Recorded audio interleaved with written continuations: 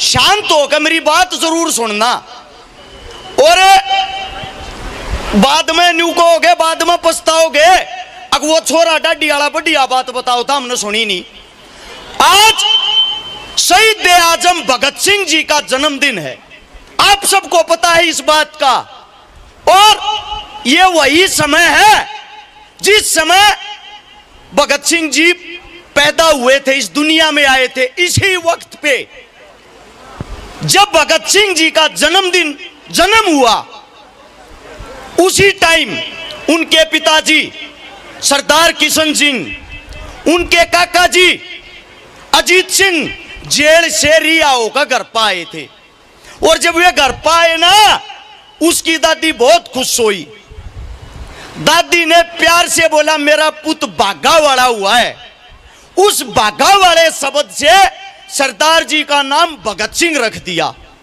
और आप सब ने बहुत सारी गाथाएं सुनी होंगी, आप सब ने यह पढ़ा होगा कोई भगत सिंह था या कोई भगत सिंह है। आप लोगों को एक बात बता दूं, आपकी रूह कांप जाएगी जो जिंदगी इन्होंने काटी है, अगर इनके बारे में सच्चाई सुन लोगे। छोटी सी सच्चाई, भगत सिंह के वे आखिरी 12 घंटे, पूरे जीवन को छोड़ दो, भगत सिंह के आखिरी 12 घंटे कैसे थे आप लोगों के सामने बताता हूं। ये मान लो ये वही लाहौर सेंट्रल जेल है और मैं यहां जेल के अंदर खड़ा हूं, आप सब जेल के बाहर खड़े हो। यही नजारा उस दिन जेल के बाहर था 23 मार्च 1931 को। और जोर की आंधी आती है उस दिन, दोपहर का समय, सब कुछ सुनसान। अचानक से वार्डन चरत सिंह जेल के अंदर भागा हुआ आता है, रोता रोता, आज मेरे भगत सिंह को मार देंगे, ओ आज मेरे भगते को मार देंगे। जेल की हर एक कोठड़ी के गेट को बंद कर देता है। उसी जेल में 14 नंबर बैरक में सरदार शहीद आजम भगत सिंह, जिनकी उम्र मात्र 23.5 साल, 5 फुट 10 इंच लंबा शरीर, जिसके अंदर फांसी के टाइम 62 किलो वजन, और फांसी से पहले जब जेल में जाने से पहले 57 किलो वजन, 28 की कमर, 32 की छाती। ये मत सोचना दोस्तों भगत सिंह कोई हट्टा कट्टा तगड़ा था, भगत सिंह का सिर्फ जिगरा बड़ा था, जिगरा। भगत सिंह की सोच बड़ी थी। 6x8 के कमरे में छोटी छोटी घास उगी हुई थी, सरदार जी उसमें विश्राम कर रहे थे। सरदार जी की भी आंख खुली और देखा ये अचानक से क्या हुआ। इतनी देर में जेल का नाई बरकत सिंह आता है और बरकत सिंह जोर से रोता, ओए भगते, ओए आज तेरा आखिरी दिन है, ओए आज तू नहीं रहेगा, ओए मेरा भगता नहीं रहेगा। जेल का नाई बरकत, बाल काटने वाला, अपने भगते से इतना प्यार कर रहा था, ओए मेरे भगते को ले जाएंगे आज। इतनी देर में अंग्रेजों की फौज आती है, जेल के अंदर एंट्री करती है और ये कहती है हम सरदार जी को फांसी कल नहीं आज ही देंगे। बाहर बहुत ज्यादा पब्लिक जुड़ चुकी है और अगर भगत सिंह जी कल तक जीवित रहे तो यह इंसान जेल को भी उखाड़ देंगे।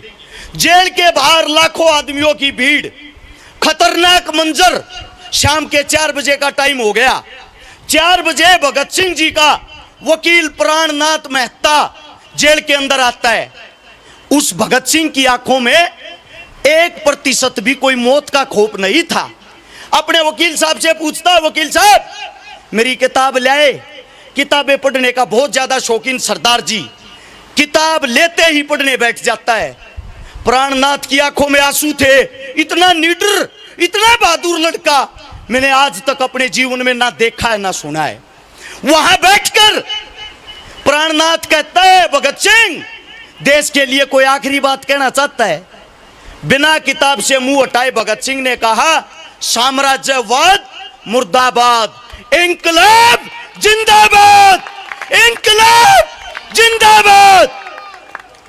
यह शब्द सुनते ही प्राणनाथ मेहता आगे की तरफ निकल गया। इतनी देर में भगत सिंह की एक आखिरी ख्वाहिश थी दोस्तों, आज मुझे शर्म आती है एक बात बताते हुए, एक जातिवाद का कीड़ा आप लोगों को खा गया, कुचल गया। इसी चीज को खत्म करना चाहता था मेरा भगता।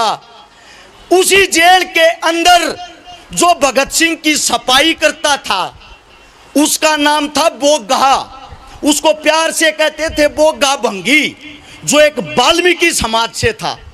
भगत सिंह बोला, रे बोगे तू मेरी सफाई करे, तू मेरा मलमूत्र ठावर है, मेरा ऐसा मन करे, ऐसा दिल करे, तने प्यार ते बेबे कह दूं। क्योंकि पंजाब में माता जी को बेबे कहते हैं, बेबे। भगत सिंह बोला, ये साफ सफाई का काम सिर्फ एक माता कर सकती है, उससे अलग नहीं। और तू मेरी साफ सफाई करने लग रहा है, तू मेरी बेबे है। ये शब्द सुनते ही बोगा बोला, सरदार जी कैसी बात कर रहे हो, आप एक उच्च जाति से आते हो, लोग मेरे को मार देंगे बाहर। सरदार जी बोला, रे कौन सी उच्च जाति और कौन सी नीच जाति, कौन सी जाति छोटी होती है। यह बात बोलकर बोगे को बोलता है, मैं तेरे हाथ से खाना खाऊंगा, मेरे लिए खाना लेके आना है।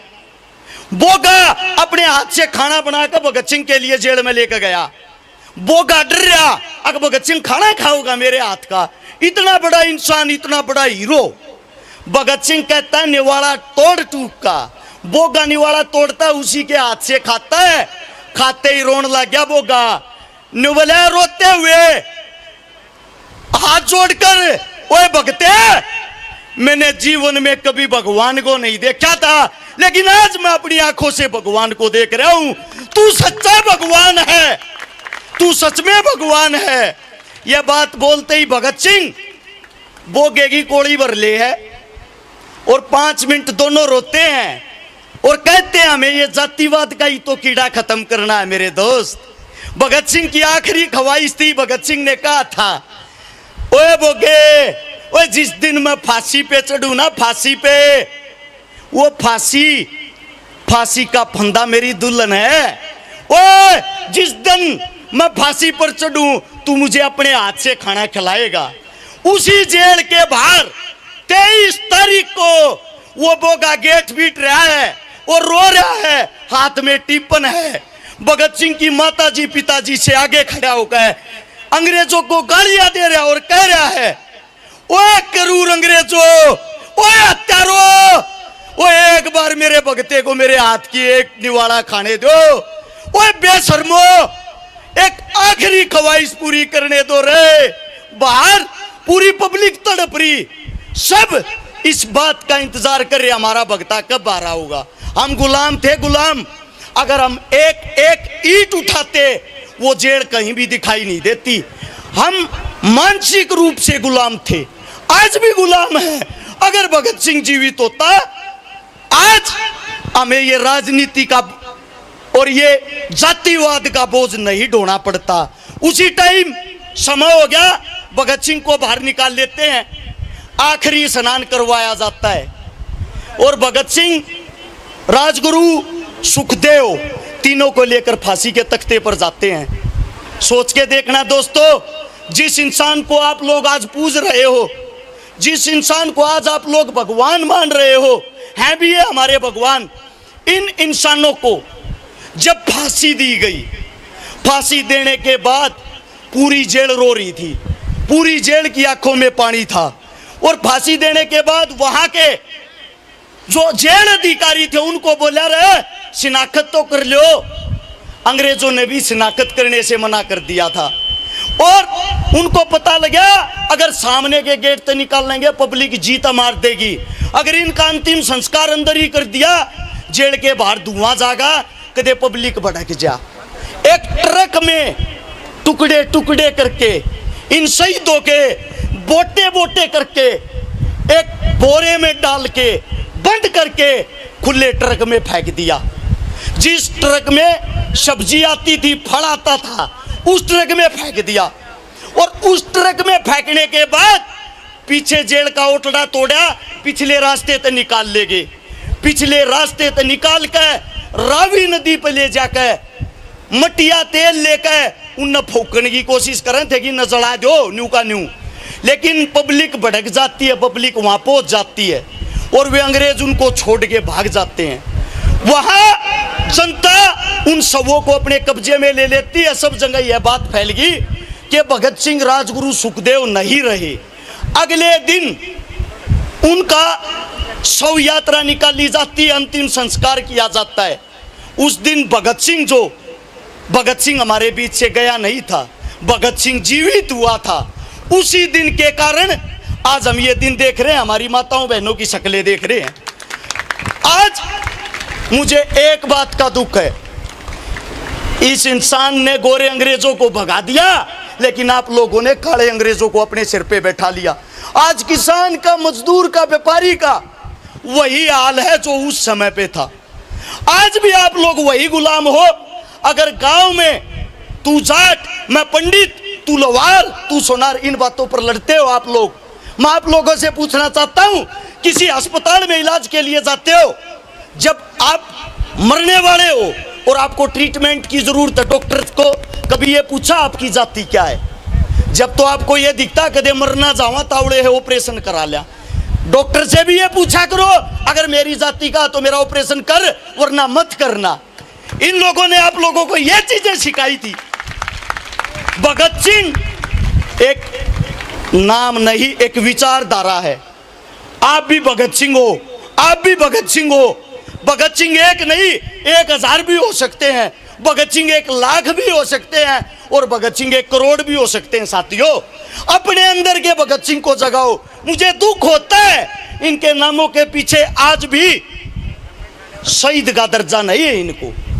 इनको आज भी शहीद का दर्जा नहीं है।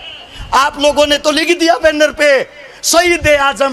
मैं आप लोगों से पूछना चाहता हूं, किताबें निकाल के देखना, इनके नामों के आगे आतंकवादी शब्द लगा रखा है। आतंकवादी। आजाद होने के बाद भी हमारे शेरों के साथ ऐसा दुर्व्यवहार, ऐसा काम क्यों? हमारे अंदर एकता नहीं है। हम आपस में लड़ते हैं, हम आपस में मरते हैं, आपस में कटते हैं, एक दूसरे के काम नहीं आते। एक राजनेता आप लोगों को मूर्ख बना के वोटें ले जाता है जब आप एक हो जाते हो, लेकिन अपने लिए आज तक एक नहीं हुए। मैं सभी साथियों से एक बार ये कहना चाहता हूं, सब खड़े होकर 1 मिनट का मौन धारण करेंगे शहीद आजम भगत सिंह जी के लिए। एक बार आप अपनी जगह पर खड़े हो जाओ और वही माहौल, वही नारा जो भगत सिंह का नारा था, इंकलाब जिंदाबाद वाला, मैं बोलूंगा इंकलाब। आप लोगों ने जोर के साथ एक सुर में नारा लगाना दोबारा से। इस इंसान को ऊपर हमारी आवाज सुननी चाहिए। आप बोलोगे जिंदाबाद, तैयार हो? तैयार। इंकलाब जिंदाबाद, इंकलाब जिंदाबाद, इंकलाब जिंदाबाद। धन्यवाद आप सबका।